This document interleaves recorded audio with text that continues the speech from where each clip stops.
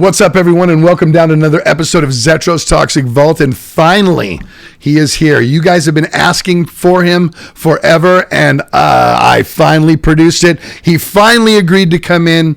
He is a Bay Area legendary guitar player, one of the best riff writers I have ever worked with and I have ever seen. I am talking about from Testament, Mr. Eric Peterson. What's up? Good to see you. How you doing? How are you? I'm good. How are you? Good. We've talked sparingly since we came back from tour. Everybody healthy in your family and all good? Everybody's doing good. And the band's, everybody's back to being healthy again. So I've talked to Chuck and everybody's back. And Chuck, his wife Tiffany, Steve DiGiorgio, and both guitar techs got sick. Anybody in your camp get sick? Just Gary. Gary actually got it. That's right. But I think he got it like everyone else did, not as severe as like Will Carroll got it. Yeah. So everybody was a little bit different, but yeah, I was surprised. I was surprised too. We were all on a bus and being around catering together. I know. I was with you guys. We were like in a close proximity and the fans as well. Our shows were sold out, and there's that breathing in the air. So I mean, and so many people. Remember Death Angel's manager Aaron was complaining about being saying KY2 for like weeks, and we're like, what the fuck's wrong with these guys? You know what I mean? So it's weird. My guitar tech, holding my guitars every day, handing them to me. Right. Who knows, sneezing maybe. Right. A lot of time I'd get my guitar. It's all kind of, hey, you want to come rub this down?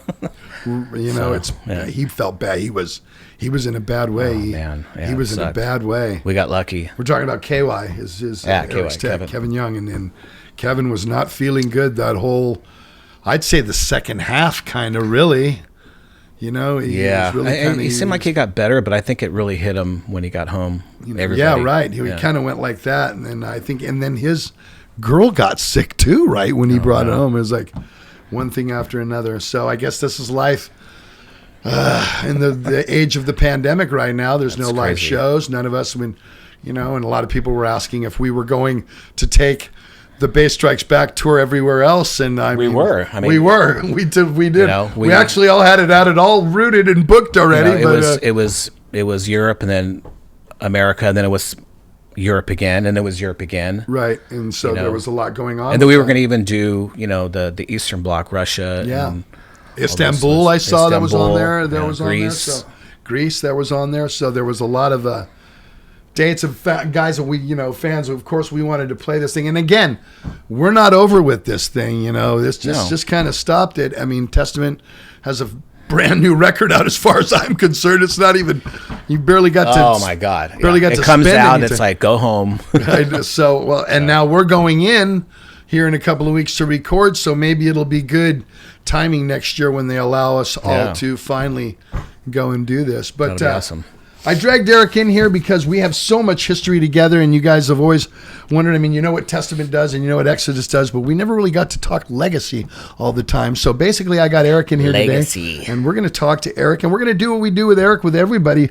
Basically, we're going to find out the genesis of how it started. I pretty much know how it kind of started, but I want him to tell all of you guys from the horse's mouth how, obviously it was you and Derek as cousins, but when did you start playing guitar, Eric? And you grew up in Alameda, right? I grew up in, Lafayette, and then I moved to Alameda, and that's where a legacy started. Louis had just moved from L.A. Up to Alameda for Louis Clemente. And Derek and I were just more like jamming in his garage, drinking import beers, But talk about growing up as cousins, because again, I am. I'm trying to tell you that we would sit there and drink import beers, and at 5 years old. At 5 years old. No, I'd be okay at 5 years old. You want to go back to 5 years old? Yes, I do. I want to go back to where I want to know how was Marcia listening to hard rock music at that? Marcia's Eric's mother. Yeah. And I was wondering. So Marcia and Stan, my parents, were young when they had me. Right. And the record collection they had was, Led Zeppelin was in there, Black Sabbath was in there, Jimi Hendrix, Janis Joplin, so stuff like that. I listened to a lot of stuff like that in the background, and Black Sabbath kind of stood out to me because it used to scare the shit out of me. Especially my mom had this painting of this, I don't know if it was a nun or something, but it just stared at you. You'd walk in the living room, and I'd look up, and I'd be like, oh, my God. That thing scared the shit out of me. Was it a creepy nun? Or it was just creepy. Was it meant to be religious It was a very Renaissance-looking, and she still got it. When I seen it, it made my heart like go, ba, ba, ba, ba, ba, ba. It was just one of those paintings where it just looked at you all the time. And it was one of those, faces. She has a stoic look on her face. And it was right around the wall. So the stereo system was right there. And then when you'd walk, you just kind of have to go, oh, man. Like The Nun, the movie The Nun. Right, that's what I'm saying. I mean, wasn't that look like it a little bit? Or? I mean, it wasn't horror like that, but it was one of those menacing kind of faces. And I never understood why. And I used to tell her when I was a kid, like, I'm not going, go in my room and get this. No, I'm not going in the living room. No way. Wow. That kind of freaked me out. So, going on, I guess, 8th grade. So it was 8th grade when you started playing guitar? 7th, 8th grade. I mean, before that, 5th, 6th grade, I listened like the Commodore. I was more like into soul music. Right. We all dancing disco. And yeah. Well, disco, I don't know if disco was around. There's a little part in there. Yeah. Bee Gees, Saturday Night Fever, come on. Yeah, I mean, I listened to, Kiss is what did it for me. Sure. So 6th, 7th grade. Were you playing guitar yet? No. I bought a distortion box, and I had it for 2 years. You had the distortion box first? Yeah. I've never heard of that for before. Christmas, and I was like, one day I'm going to get a guitar. One day this thing's going to be the heaviest thing ever. Wow. Yeah. And then, so I finally got my first guitar, I think, like in 8th grade, maybe.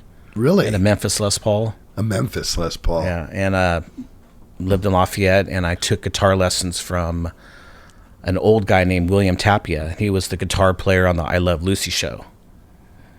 Like, da-na-na-na, that, really? Yeah. Well, he was in the orchestra. He was one of the guitar players for, what was Lucy's husband name? Ricky Ricardo. Ricky, yeah. He was in Ricky's band. Huh? Yeah, Ricky's band. So I remember bringing the Draw the Line music book and wanted to learn Draw the Line. So he's looking at it, and he showed me the notes, and I'm playing it, and I'm all da-na-na-na-na-na, and he would hit my hand. He's all, no! And he's all da-da-da-da-da-da-da-da-da-da. He's, Really? But you knew how the song went, I'm like, right? I go, no, it doesn't go. And I laughed after that. And when he hit my hand, I'm like, what the hell? Really? We're going to start hitting hands now, huh? Like, no way. How many lessons did you actually take from him, you think? Well, I mean, I learned what the strings were, and I didn't really learn that much. But you're basically self-taught, I would say, right? Yeah, I mean, I took one lesson from Joe Satriani this is later when Alex was in the band. Like, where do you take lessons from? My first lesson with him was, we got good news and bad news. The good news is I'm going to give you a lesson. The bad news is it's the only lesson I'm going to give you because I'm going to do a record called Surfing with the Alien. Right. Or is that the name of the record? Yeah. So I was just like... Not of This Earth had come out already, right? Yeah. Yeah, that was already... So I was just like, okay, cool. And he gave me I still got the scales and the chords and whatnot, what to work on. But yeah, I mean, I'm basically self-taught. Well, yeah. Yeah. So. And now you got YouTube. You can learn anything you want. That's what's amazing. I just learned Shock Me the other day. I was like. By Kiss? Yeah. Like, shock me, make me feel better. And it's by Ace. He's teaching it. And I'm just. Really? He's so funny. Is he? I bet he is. That must be fun. I guess so now, huh? Yeah. They're going to go on and do stuff. So, that's the only one he taught, though. I looked up some other ones. Now, while you're learning the guitar, you're cousins with Derek. What's Derek doing at this time? I mean, are you guys know that each other? You would tell me. Doesn't he live in Dublin? Yeah, what's that? Doesn't he live out here? Yeah, he does. He lives out here. Okay. Yeah. I've had him on a couple of times, but during that period of time, were you aware of each other playing music? I mean, how did that Oh yeah, I mean, well, of course we're cousins, so we kind of grew up together. He was first. He had a guitar a couple years before me, and he would always kind of turn me on to I don't know. We were listening to like Foghat and Kiss, of course. Now your mothers were sisters, right? That's how your connection. No, my mom, his dad is my mom's brother. Okay. But my mom, his mom was my mom's best friend. Oh, okay.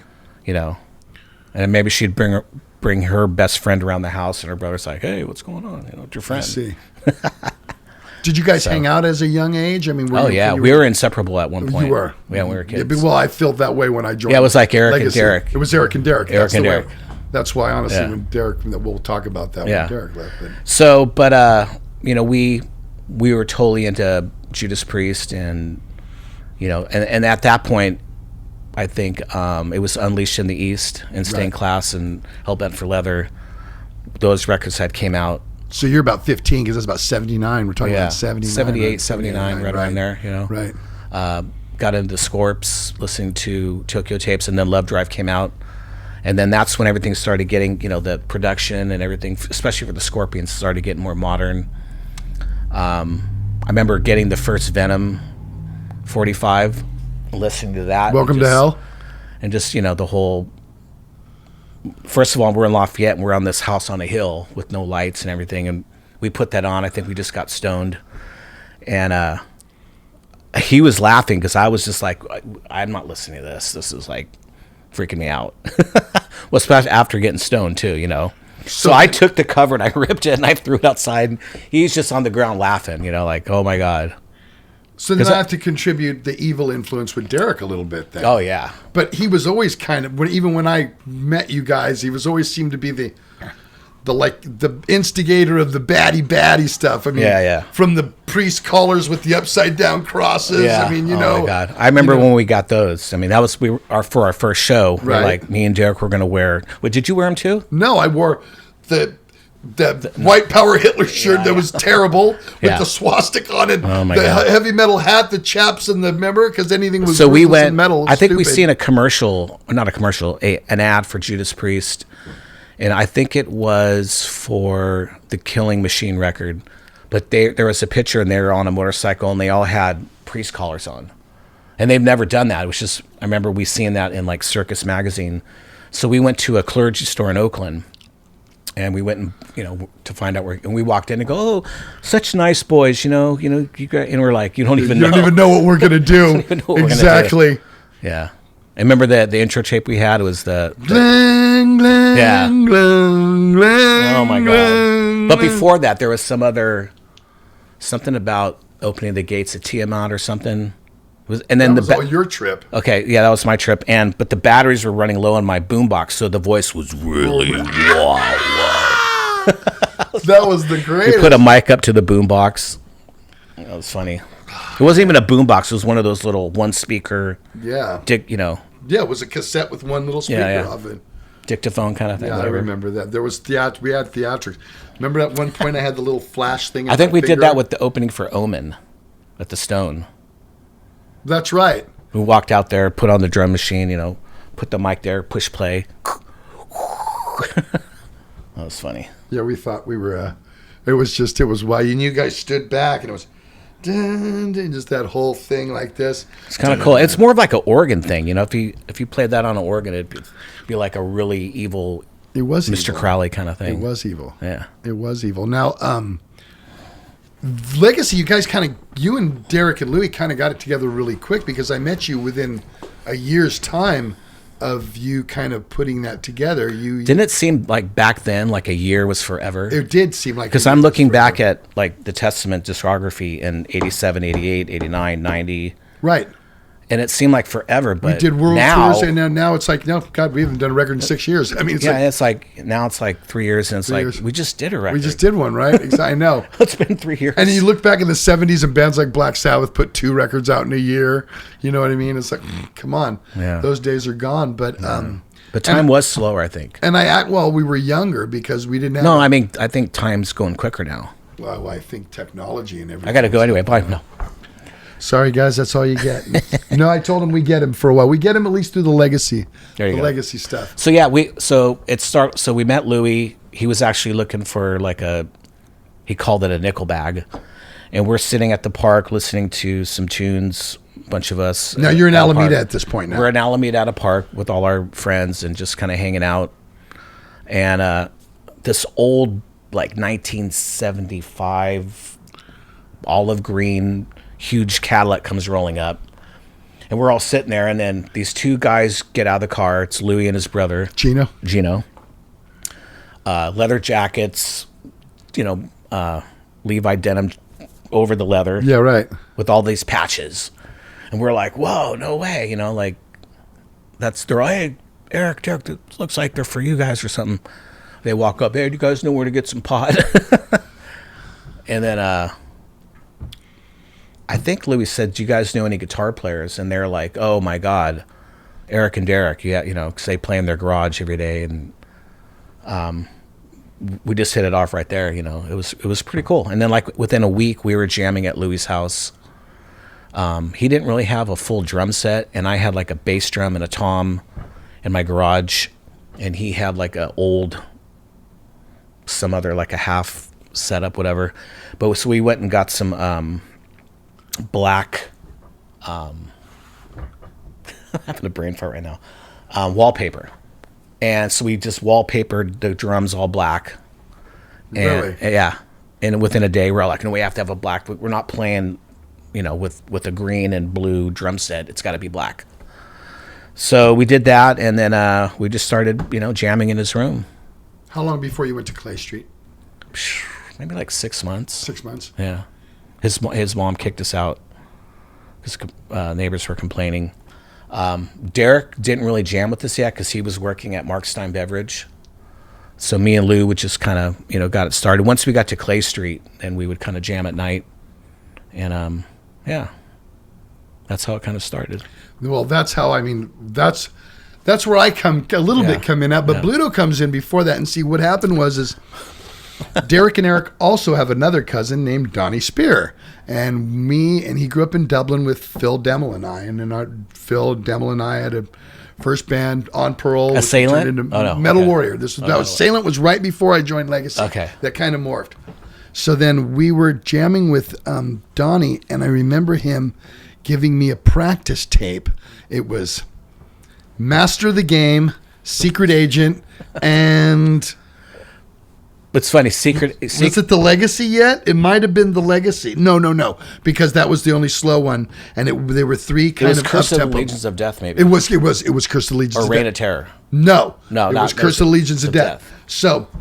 I'm listening, I'm like, this is not your cousins. This is like some professional band from Europe. We don't even play metal like this in the United States. Yeah. And so then we started actually, I was playing with Phil and Victor and Troy, which was actually the beginning of Violence, and it was called Assailant. And my brother, Bluto, John Souza. So how did we even meet Bluto? Because you needed a bass player, and because we knew Donnie, he called you first. That's right. And then John didn't last too long in Legacy, though. And he would never show up. That's the problem. And then he would show up with his girlfriend all the time. All the time. Yeah, he was getting married, which is his ex-wife now. And he would show up with his girlfriend, or he wouldn't show up, and that was John's MO. So then he got handed his walking We had fun paper. with him, though. He was fun. Well, John's fun. He was funny. I still have fun with my brother. Yeah. So, yeah, you're fun. So we're like, a singer? And he's like, yeah, my brother, and... But I didn't want to commit them because I was doing this thing with this other guy. So then every day in rehearsal, I was the only one that didn't have a girlfriend.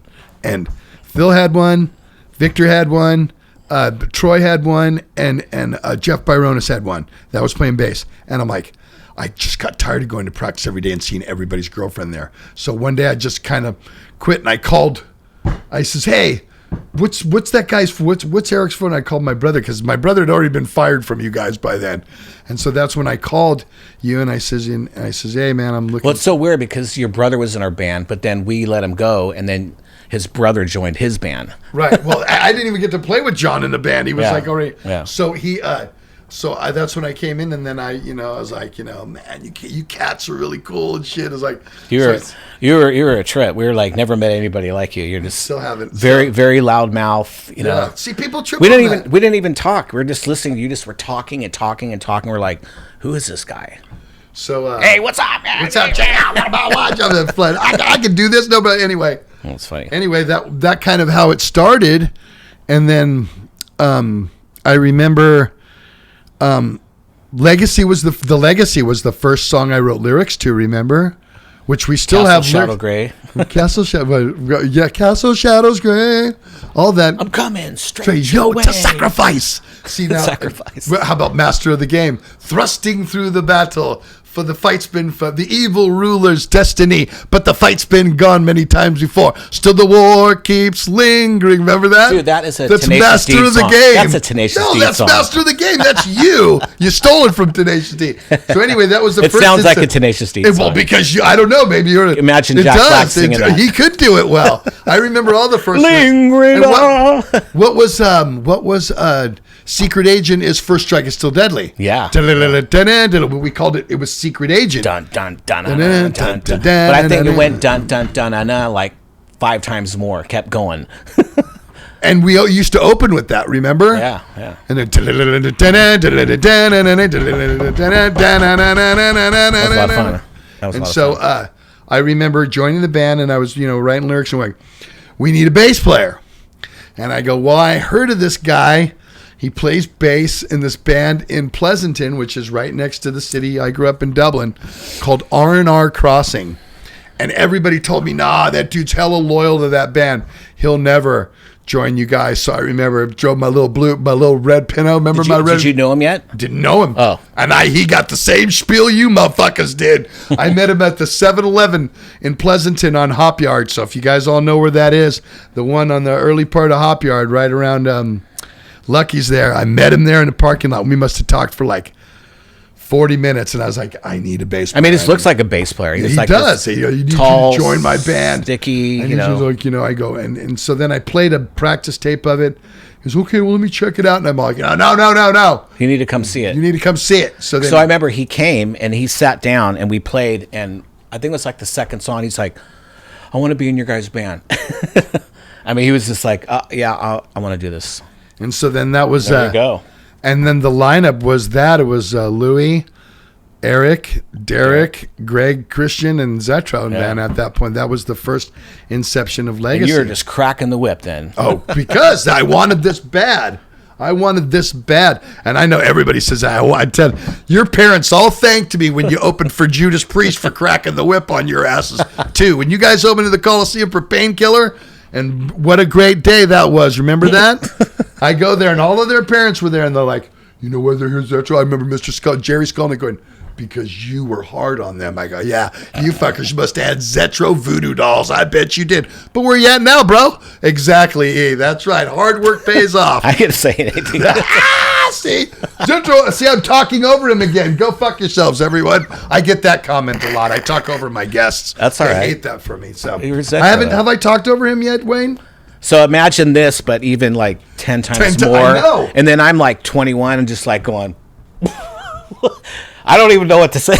Well, I get Walter in here, and Walter says the same thing. So wait a minute. You're telling me that we had the success of Judas Priest because you cracked the whip? No, I think that, no, that's what your parents were telling me. That even Marcia said that to me. Oh, I remember them saying, we'll come see you when you play the Coliseum. And they all came that night. Like, ha, ha, ha. Even and when they got there, every one of your parents said, you know why they're here? Because you, the discipline you put in them. Jerry told me that. Your mom told me that. Greg's dad, who hated me. I used to pick up Greg Christian for practice. Did he even have parents? Yes, his mother passed away. Remember? No, I know, but it was more like Othmore. Like the Peanuts. Kinda. Because it's like, who do you live with? Well, his dad. Because we'd go to his house and you'd hear him in the bathroom going, Greg, and he hated me. His dad, and then he was military, right? He was like, he was kind of very straight and laced, and what we were trying to do was not the norm. If I ever met him, I pictured he'd be like on that '70s show, Dad.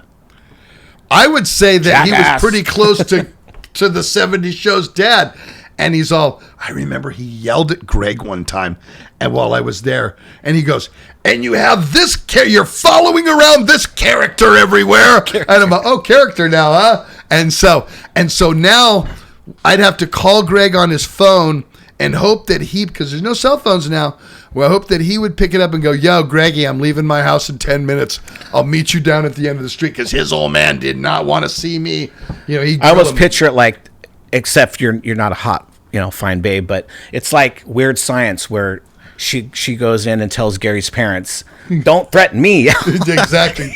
you were probably like that. Us. Yeah. You know what I mean? So He's remember. Probably all. his old man was like, "You're following this. You wasted all of your mom's inheritance." Remember, because he went and bought all the Gallion Kruger shit. Oh yeah. And he goes, "You wasted all your mother's inheritance on that gear and to go out to that place in Oakland and follow this character around." And I was like, "That's me." And so it was I had no clue that you guys had those conversations. Oh, he was not a big. But you guys were in Dublin. We're in right. Oakland. You guys were out so in you guys would show up. You know. I had to show up and pick him up. Yeah. After a while, I mean, it was like, oh God. But he did. He came to me and at the Judas Priest show for Painkiller. He did. And he was one of the. I was like, oh, there's Greg's old man. Well, he's gonna let me have it. He came up and he says, "Hey, Zetro," and I said, "Hey," and he goes, "He's all I'd have to say that." You were right. They were, and you were very hard on them, and I think that has to attribute to why. Very straight-laced, and that was the only compliment I got out of the motherfucker forever, and that was it. And he didn't say another thing, but it was cool. Your mom was like, "Yeah, Zed, see, you kicked their ass. That's why they're here." And Jerry Skolnick was like, "I believe you." Being were they all sitting together or something? No, they were like, we had them in the back. So you were bouncing around, visiting all the because I was visiting. I didn't have to play that night, so I was social butterfly. So I was like saying, and of course I knew all of your parents, especially Greg's dad. Yeah. And so and I came up to say hello and show my respect to them, and they were all very thankful for me for being, I guess, such a dick. So our first show. Do you remember our first show? Yes. So I even have the tickets still. I was like a little blue. I got the picture, and I'm going like this. Yeah, and I got a Venom shirt. And you got a Venom shirt, and you're standing in the back, and there's this netting. I have that picture. Remember that? Didn't we play 4 songs or 3? It was in Alameda. It was above the record gallery. That's right. And we opened up for Rebels and Infidels, and they were a punk band that jammed in our rehearsal studio on Clay Street. But who else? There was 2 other. It's so funny because there was probably 30 people there. If we were lucky. And they were all punk rockers. So we were just friends with the Rebels of Infidels, and every other band in there were all about Judas Priest and Dawkins kind of bands and doing gigs, and there's always girls in their rooms. Was it Nasty Licks we played with? There was 3 bands that day. I think maybe Nasty Licks too, because they'd have to come through our room to go to their room. Right. So I think it was Rebels, or was it Black Leather? No. Dave Starr's band. No. I don't think we ever played with Black Leather. We didn't. No. I thought we did one gig back then when it was just Rick and Drew when they were a 3-piece. I thought we did. They always were a 3-piece, but no. I think it was Nasty Licks, us, and Rebels and Infidels. But that was the show where Willie Lang and Chuck was actually there too. That's right. Hanging out to come watch, Zetro's band. Zetro's first band is. And remember after the show, they're all, "You guys ready to play with the big boys?" Yeah, and that was Willie said that. Yeah, Willie said that. And he said, "Yeah." And it was Slayer. No, it was Exodus. No, it was Legacy. Lost Rocket. No, it was headlining. Slayer, Legacy. I know, and we were so. And we had fans that thought we were good. We were all like, clang, clang, clang, clang. Had the priest collars. And we played the Legacy too, right? We did. We did that night. We played 4 songs. I remember Willie getting, "How big are your balls?" I go, "They're big as hell." So good, because you guys are playing the Stone with us and Slayer on Friday. We were the Stone. That was we made it. We're playing the Stone. Oh my God. So pretty wild back then. That was fun, yeah. A lot of fun. And it's funny, I remember Dave Lombardo backstage. I think he took 4 Black Beauties or something, and he's just walking around going, Chemical Warfare. And I'm like, "What's Chemical? It's our new song. That was a fun time. Good times, yeah. Very fun time. We're going to take a break, and we are going to come right back with Mr. Eric Peterson.